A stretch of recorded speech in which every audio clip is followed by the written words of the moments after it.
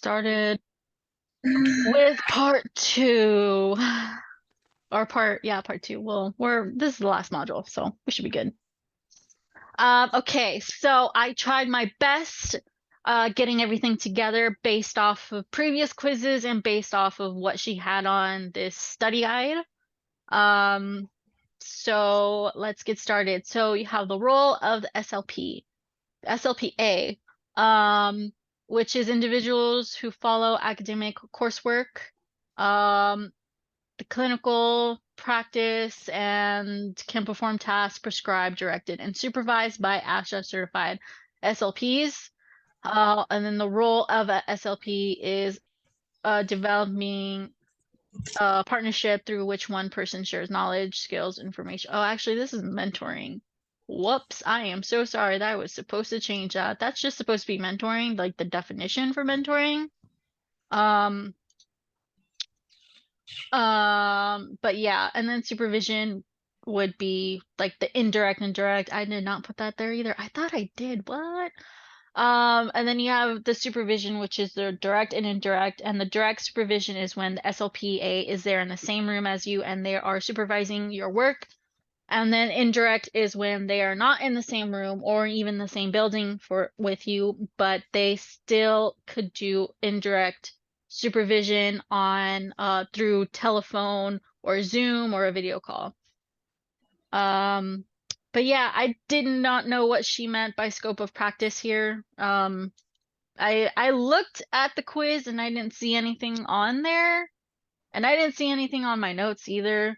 So if you guys have something for this, please let me know in the chat or.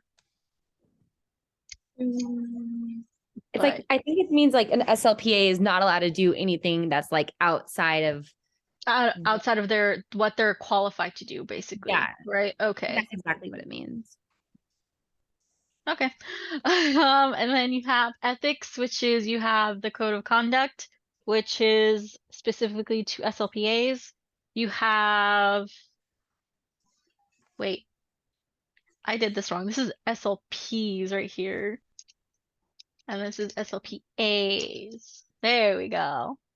Wait, no. I need to look over my notes. Give me 1 minute. Technical difficulties. And this is module 3.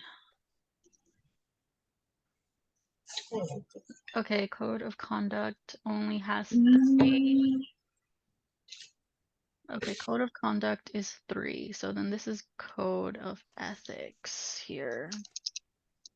I think what I did when I was copying and pasting this, I confused the two.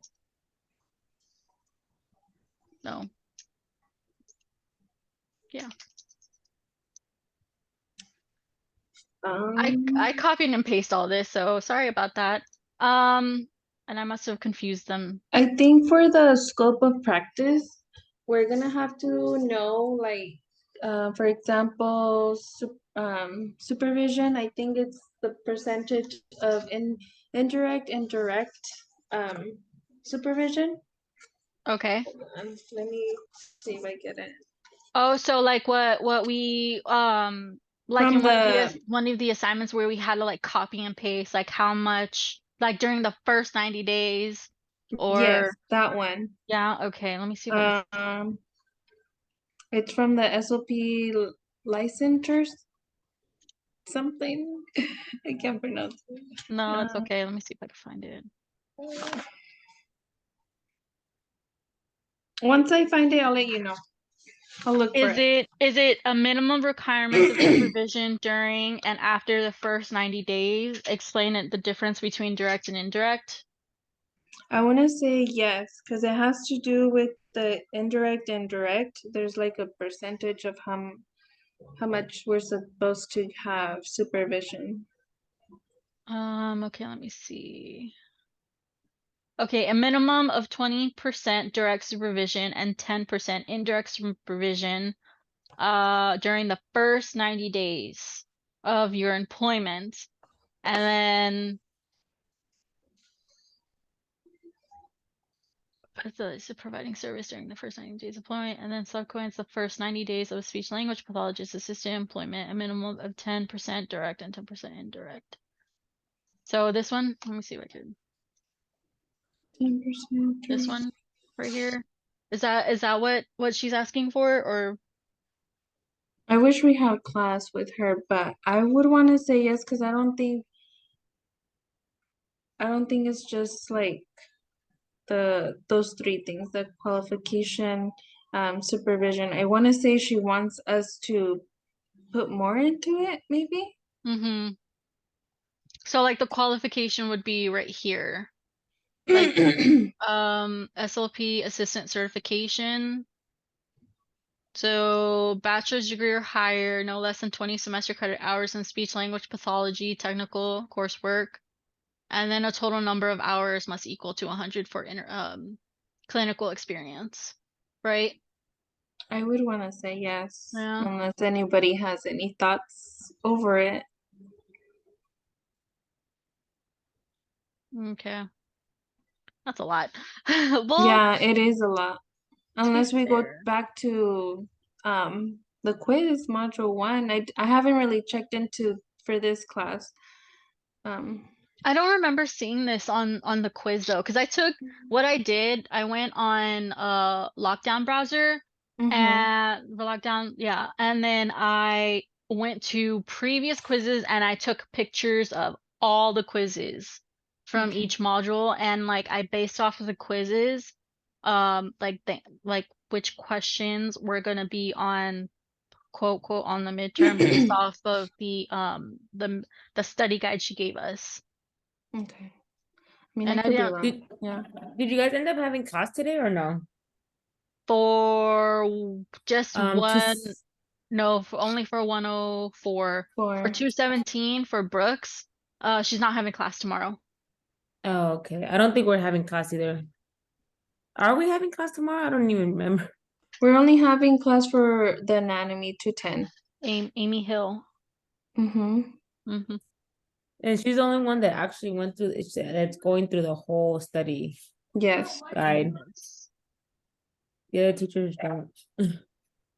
Well, for Amy, she just said Amy Anson, she just said if you have any questions, go ahead and ask, and I had like Yeah, 4 see. questions. But yeah. All right. Well, ethics, you have the code of Till the ethics 21st. until So- March. Yeah. Yeah, Or- yeah. And the thing is, to do this, there's not even any slide presentations to go back and look at for doing this. Don't get No. me started. Anyways, so you have the code of ethics, which is the SLP.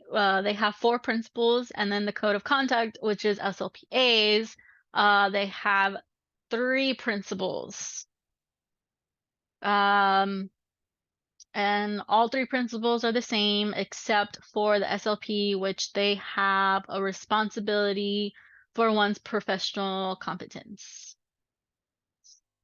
And then when the SLP increases supervision of SLPA, it is because there was a change in client status.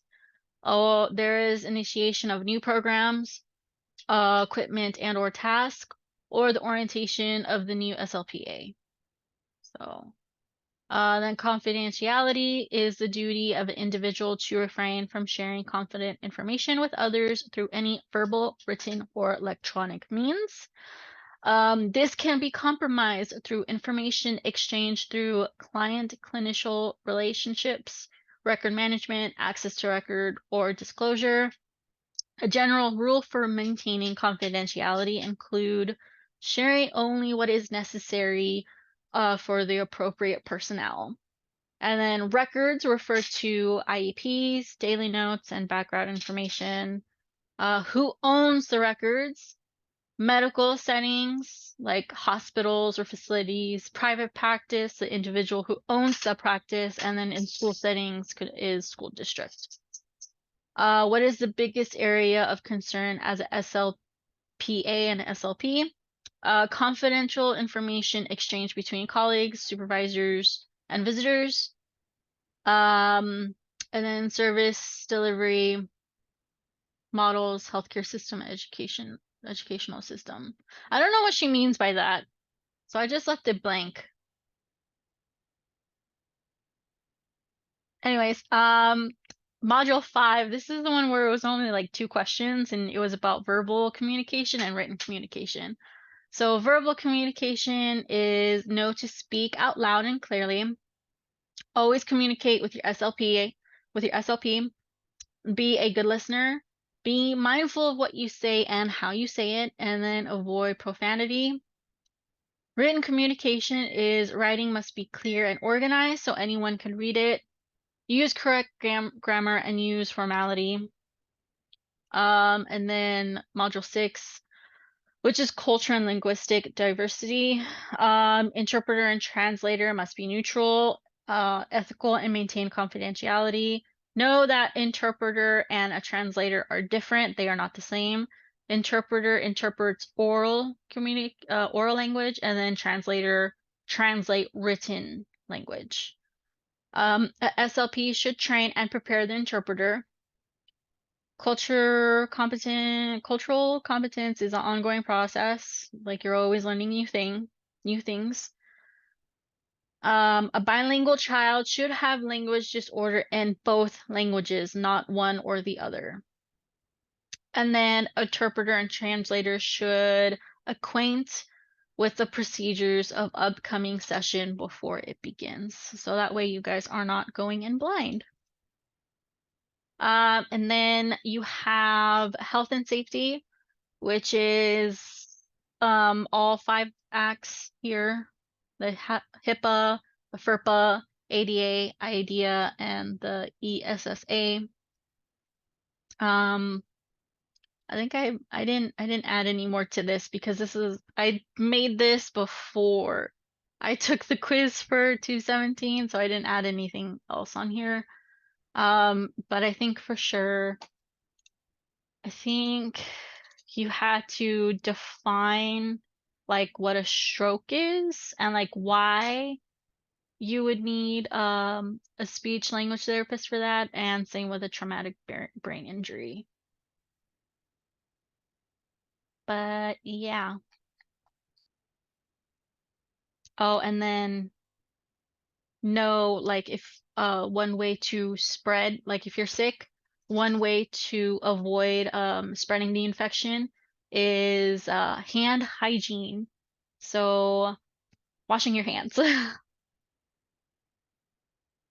Yeah, that's all I got for this one. I'm sorry if it's not enough. I tried my best. It's just, I don't know what to expect for this class.